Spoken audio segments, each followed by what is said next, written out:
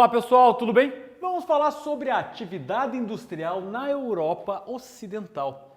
Vamos entender como é que esse setor secundário, o setor da transformação da matéria-prima, acaba atuando ao longo aí de todo o processo econômico da parte aí ocidental europeia.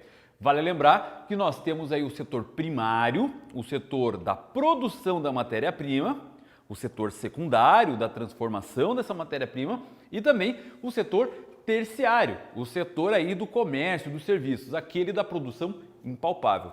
Valeu? Agora, como é que se organizou essa atividade secundária na Europa Ocidental? Vamos lembrar que ali é o berço de toda a Revolução Industrial. Lá por volta do século XVIII, começa então a transformação social e econômica trazida aí de uma transição do capitalismo comercial para esse capitalismo industrial. A incursão de máquinas, do trabalho aí do carvão e do aço, agindo como um facilitador da força humana e também modificando todo um sistema de consumo existente aí em todo o planeta. Vamos entender um processo. Se até então, antes dessa revolução industrial, existia o processo de que para a pessoa comprar um sapato, uma calça, uma roupa, ia até o artesão, fazia todas as suas medidas e a partir daí o artesão construía um calçado, construía uma roupa adequada ao seu corpo.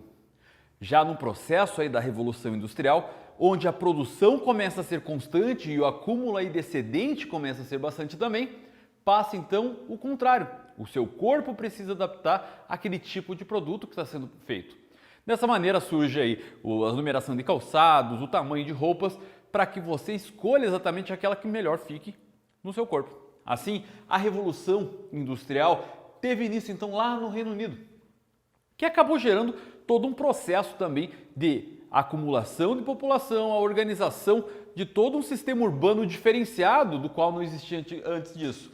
E dessa maneira, então, esses primeiros países aí, não só o Reino Unido, mas depois a França, que acabou seguindo nessa mesma linha, e algumas décadas depois a Alemanha, acaba então tendo aí esse primeiro surto industrial, essa primeira organização, esse primeiro movimento de transformação da matéria-prima. Nesse sentido, então, a tecnologia passa a ser algo que acaba sendo aí o principal motor da economia até os dias de hoje. Se a gente levar em consideração a técnica, que nada mais é do que a própria tecnologia, a forma como que se desenvolve um determinado trabalho, vai ter aí uma vantagem, digamos assim, no sentido da produção.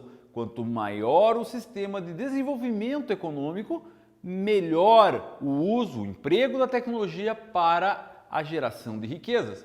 Desse jeito, esses países altamente industrializados, que foram os primeiros aí também a se industrializar, o Reino Unido, a França e a Alemanha, passam então a figurar na Europa Ocidental como espaços globais, espaço onde se envia a tecnologia para outros lugares, seguindo a lógica da nova divisão internacional do trabalho. Esses países são os países então que ensinam os outros como é que se deve produzir. Então a produção da tecnologia e a indústria de autotecnologia acaba sendo bastante importante nesse sentido. Agora, além desses países, vieram outros também com uma ideia de industrialização recente. Portugal, Espanha, Grécia, até mesmo a Itália acaba vindo numa segunda leva de industrialização, onde primeiro começa a pautar na substituição de importações e depois, com a indústria de base e com a indústria de bens de produção, passa a ter aí um desenvolvimento um pouco melhor. Então, se a gente levar em consideração e perceber esse sistema, essa organização industrial existente, vamos entender que é dali, de toda a Europa Ocidental, onde o resto do mundo acabou copiando esse sistema. Tempos depois, os Estados Unidos acaba se desenvolvendo principalmente no Nordeste e gerando riqueza, gerando melhorias na sua produção. E também a indústria japonesa, através das Zaibatsus, a indústria aí do Sudeste Asiático, através também dessa substituição de importações. Assim, toda a organização industrial passa a ter essa pauta, essa cópia do modelo europeu. Esse modelo europeu, então, acaba tendo aí condições para gerar cada vez mais riqueza. Levando em consideração no pós-Guerra Fria, no pós-mundo bipolar, chegando numa nova ordem mundial, aquela ordem unimultipolar, e principalmente na parte econômica, a multipolarização, a União Europeia, com sua organização e colaboração econômica, passa a ditar as regras da industrialização. Ela então cria condições para que todos os países da Europa, não só também os da Europa Ocidental, mas todos aqueles que fazem parte desse grande bloco, acabam aí gerando essas condições.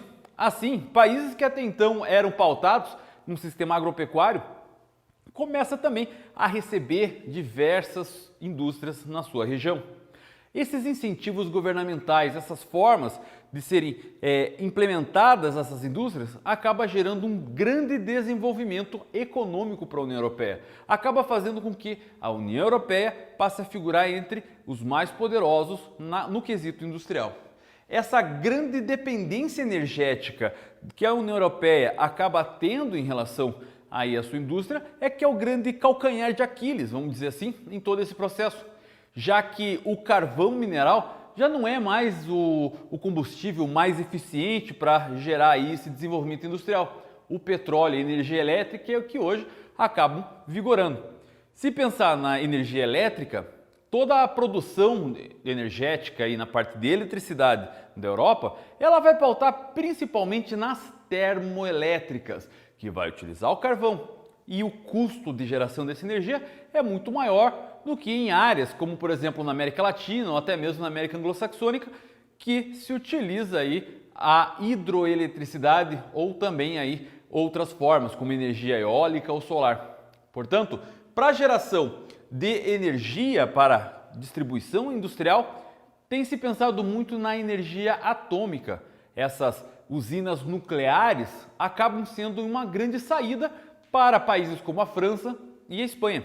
Além disso, o uso de recursos renováveis como a energia eólica e solar passam a vigorar cada vez mais nessa ideia de novas matrizes energéticas para a produção. O petróleo, claro, vai continuar aí sendo o principal ator nesse processo energético de desenvolvimento industrial, mas já existem novas maneiras, novas formas para que esse desenvolvimento acabe acontecendo. Em suma, toda a região industrial da União Europeia e principalmente da Europa Ocidental, ela vai ficar baseada no sul da região do Reino Unido até o norte da Itália, onde temos um grande lugar de escoamento de produção vinda desses parques industriais, onde utilizam todo esse tipo de energia e tecnologia desde a época lá do século XVIII. Eu espero que você tenha entendido bem essa aula. Eu vou ficando por aqui desejando a você um ótimo momento de estudos. Muito obrigado por ter assistido essa aula e tchau, tchau!